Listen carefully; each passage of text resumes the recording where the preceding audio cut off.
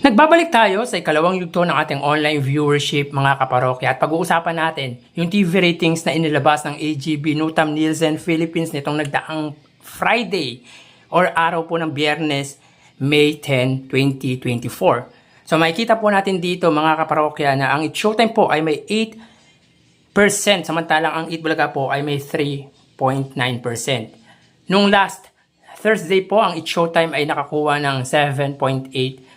So, dumagdag po ng 0.2% ang It Showtime. Samantalang ang It Bulaga po ay may 4.1%. So, meaning ay nabawasan po ng 0.2% naman ang It Bulaga. So, mababatid po natin dito na ang GMA Network ay may 5.5%. Ang GTV ay may 1%. Ang A2Z ay may 1.2%. At ang Kapamilya Channel ay may 0.3%. Samantalang ang main channel ng It Bulaga na TV5 ay may 3.6%.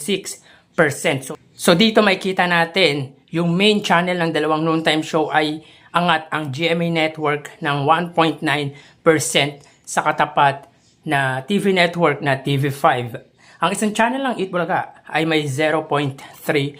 So makikita natin mga kaparokya na malaking tulong talaga ang TV network ng GTV at A2Z dahil malaki na po para sa dalawang TV network na yan na mag-provide sila ng 1% sa It Showtime.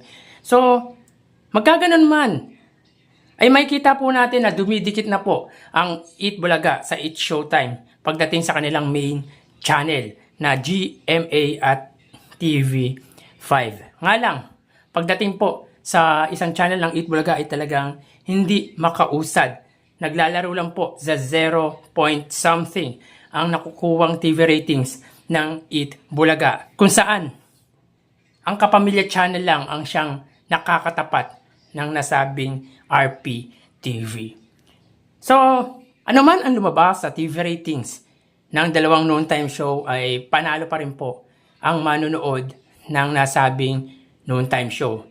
Dahil tayong mga Filipino or viewers ang siyang panalo dahil malaya tayong makapamili ng panonoorin natin. At alam naman natin na both noontime show ay nagbibigay saya, nagbibigay tulong sa ating mga mamamayang Pilipino. So tara, ating alamin ang online viewership ng dalawang bigating noontime show. Para sa It Bulaga under TVJ Facebook page na may 2.4 million followers at sa It Showtime naman na may 17 million followers.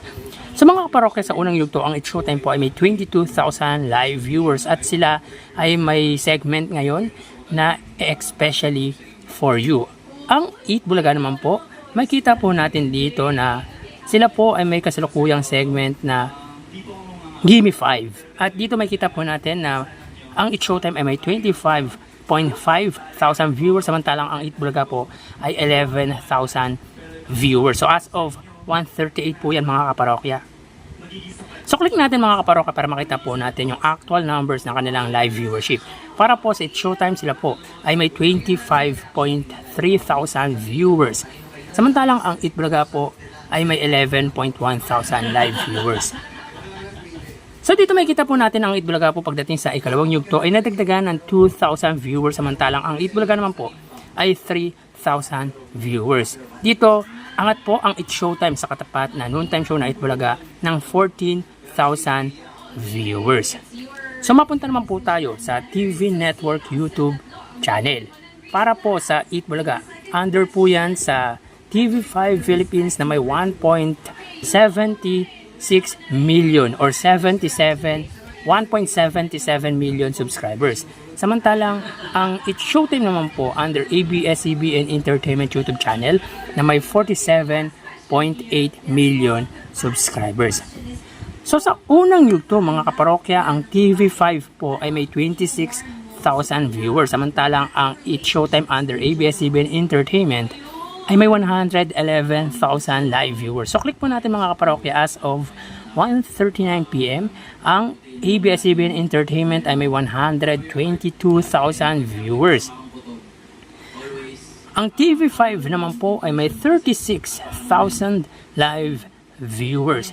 So ulitin po natin mga kaparokya, as of 1:39 PM ang ABS-CBN Entertainment ay may 122,000 live viewers.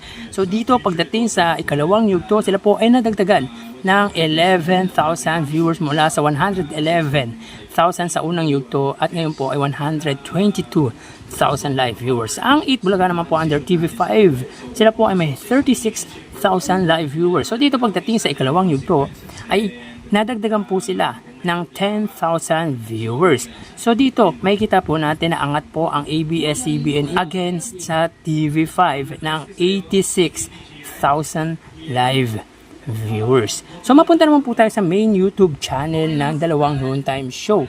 Para po sa Eat Bulaga, under po yan sa Eat Bulaga TVJ YouTube channel na may 991,000 subscribers. Samantalang sa It's Showtime, under ABS-CBN It's Showtime na may 2.2 million subscribers. So sa unang yugto, ang Eat Bulaga po ay may 63,000 viewers, samantalang ang It's Showtime ay may 86,000 live viewers. So click po natin para po sa It's Showtime, sila po ay may 107,000 viewers.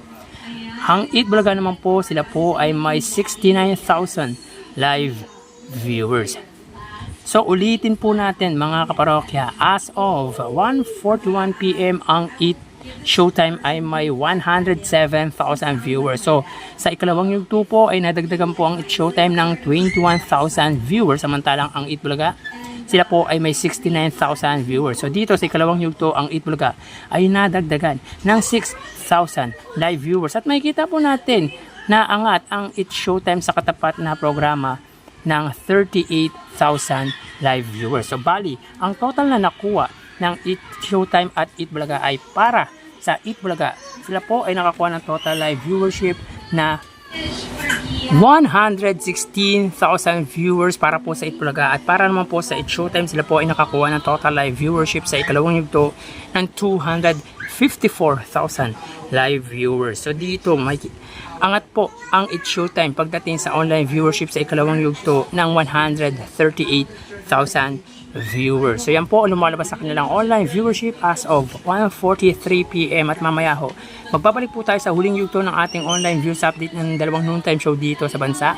Magpapaalam na po muna ako pansamantala. Thank you and God bless.